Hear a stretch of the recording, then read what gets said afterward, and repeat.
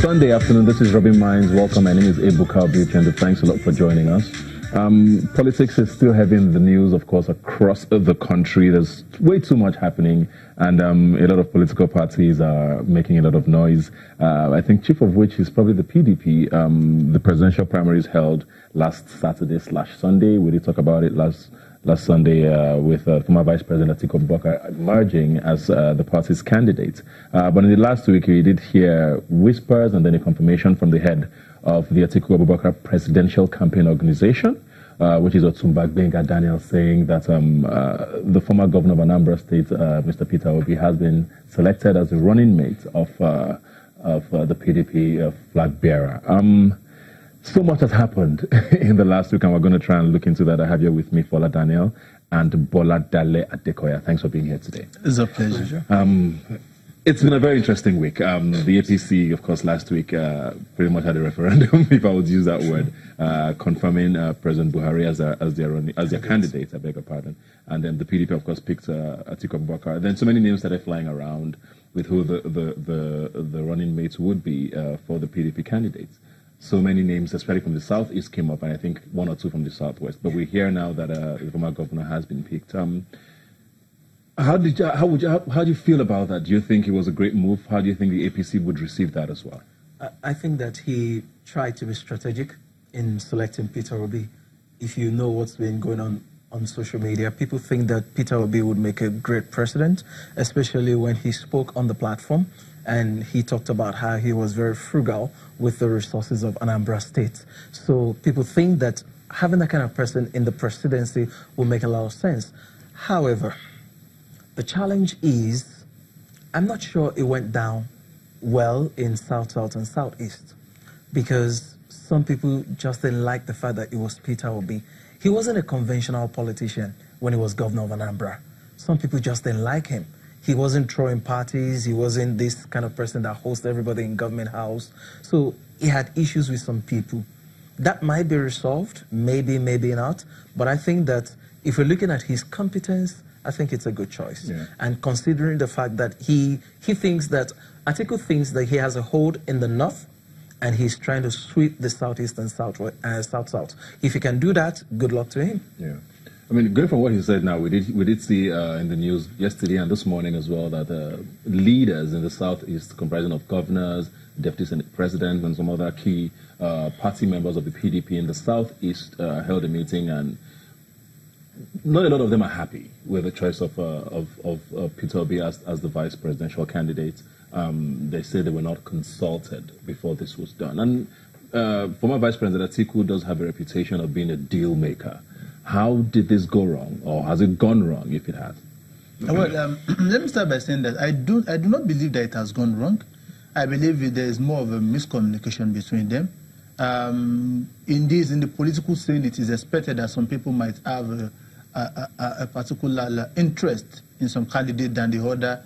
But for you as a presidential candidate, which is the norms around the world, it is incumbent on you to choose someone that you feel that shares the same ideology with you when you are going to become the president.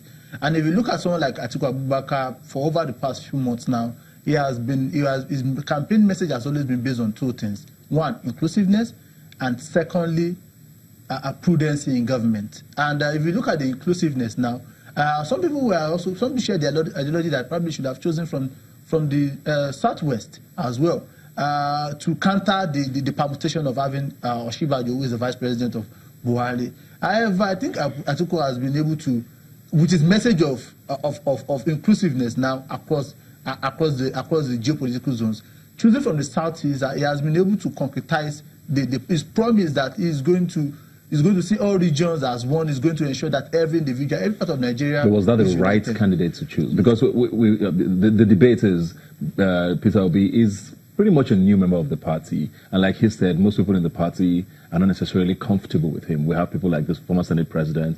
There were names thrown out, including the former governor of the central bank, the former finance minister.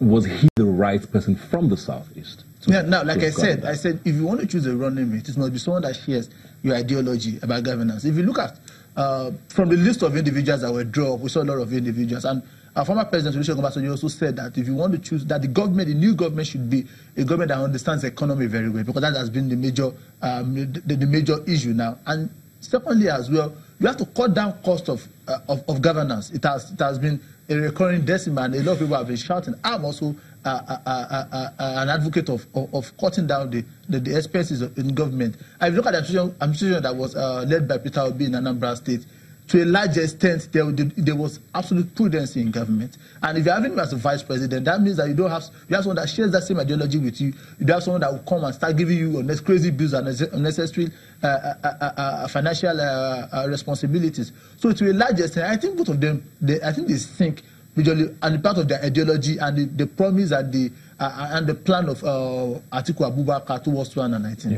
Yeah. Is this discussion important? This political angle to all of this? I mean, you did mention there about competence, which should be paramount, but it seems like the distractions have begun now. We're hearing the Southeast governor saying this, and as much as politics is the bedrock of all of this, is this the right conversation that should be had? The discussions are very important, and you need to understand that in politics, one of the first things you focus on is the connection of the candidates with the people. If the candidate doesn't have a strong connection with the people, you're going to lose your grip, or the grip that you're trying to get. For example, what was the winning strategy for the Buhari Osinbajo in 2015? You'd look at Osinbajo's base. He had influence in different spheres, in the religious circle, in the legal space, and in the academia. He was a force to be reckoned with. And Buhari was a strong force to be reckoned with in the north as well. So combining the north and combining the southwest, that was all you needed. To win any election in Nigeria is very simple. All you have to do is clear the north and one more region. Nothing more, nothing else. So the two contenders now think that they have the hold on the north. The question will now be, who is the new bride? Is it the southwest, is it the south-south, or the southeast? If the south-south and the southeast don't agree and follow Atiku on Peter Obi, then they've lost a chance to make a great decision again.